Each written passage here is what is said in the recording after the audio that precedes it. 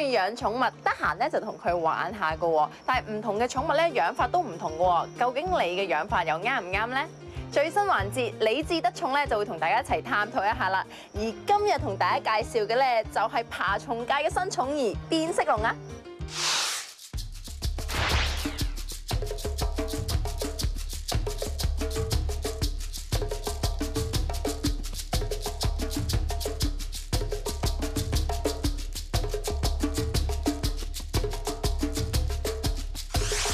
嗱，咁香港咧普通咧見到嘅變色龍咧係有幾多種㗎？變色龍咧普遍嚟講咧，香港我哋話有主要2種咯。咁其實有高冠變色龍同埋呢隻嘅七彩變色龍咯。咁佢哋嘅特性係點嘅咧？變色龍咧主要都係樹棲嘅爬蟲啦。咁其實佢哋咧就中意喺啲比較密葉樹林嗰度生活㗎。佢哋亦都係食昆蟲為主要嘅食物咯。佢其實嗰個變色咧，佢除咗呢個環境啊同埋個情緒咧會有所變化㗎。近年嚟養變色龍咧都好受歡迎嘅喎，不過養變色龍唔係男士嘅專利嚟嘅，女士咧都中意養嘅喎。今日咧我哋就揾嚟我身邊呢位就係變色龍嘅主人 Carol 啦。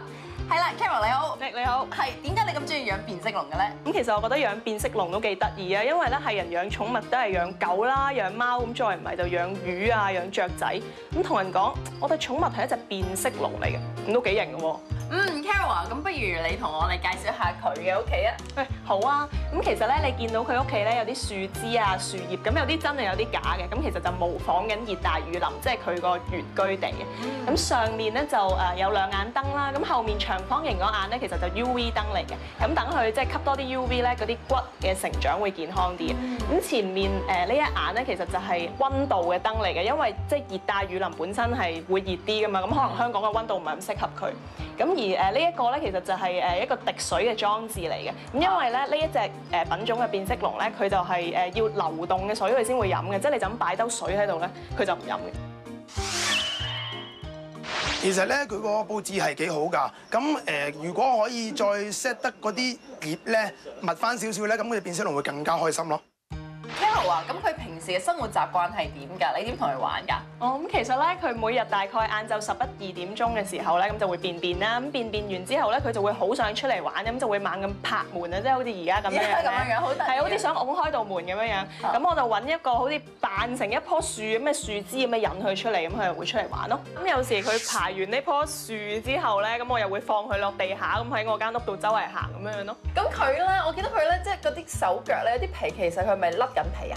係啊，咁其實佢幾個禮拜就會甩一次皮㗎啦。我養佢嗰陣時咧，帶佢翻嚟頭1個月咧，佢直情成個身退咗，好似一個變色龍嘅殼出嚟咁樣樣咯。咁犀利！係啊，咁但係之後開始甩就係逐忽甩。咁但係佢甩皮嘅原因係會即係話俾佢係即係又長大咗少少啦，係咪咁解咧？係啊，即係好似人咁樣樣咯，新陳代謝啫嘛。咁同埋佢口咧好大，佢會唔會咬人㗎咧？唔會咬人嘅。其實咧，佢如果你激嬲咗佢咧，佢會擘到個口好大去嚇你咯。但係其實佢有㗎呼咁樣咯。咁但係佢有啲小牙，但係就唔咬人嘅。如果佢可以將佢咧擺喺有日光照到嘅地方咧，做適當嘅日照咧，咁其實對佢身體會好啲咯。Carol 好得意啊！佢爬喺你手度，平時係咪都係咁樣同佢玩嘅？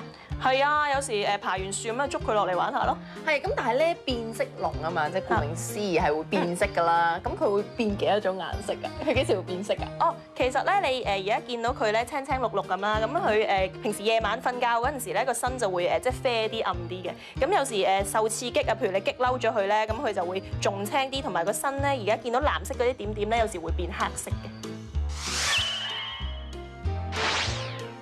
哇！唔知你哋有冇曾經喺網上面睇過一條片，話變色龍會跟住唔同嘅眼鏡顏色而變色嘅咧？係咪真㗎？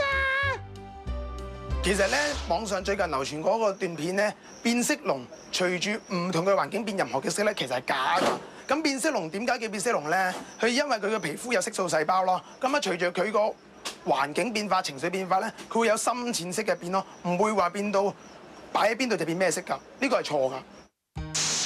平時咧就會餵佢食蟋蟀啦，同埋菜嘅，咁一日啊食2餐到啦，咁啊每次啊入5、6隻蟋蟀落去咯。咁至於菜咧就係娃娃菜嚟嘅，咁啊會搣碎佢打一兜入去，咁佢中意幾時食到幾時食咯。大家好啊！通常我都會慢慢咁接近啲目標，等到時機成熟嘅時候就會嚟個攻其不備。睇下，基本上冇一隻蟋蟀可以逃得出我嘅魔掌㗎。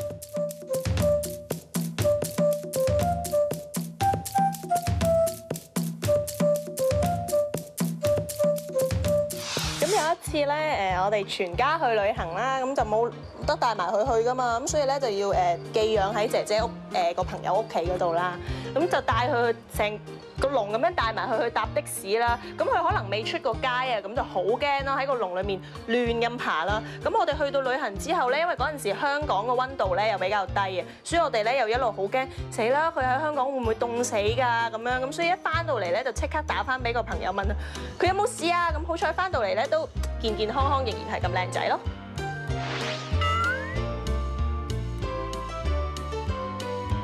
其實咧，變色龍係好細膽嘅爬蟲咯，我哋唔好應該成日捉佢出嚟玩咯，佢好容易嚇死㗎。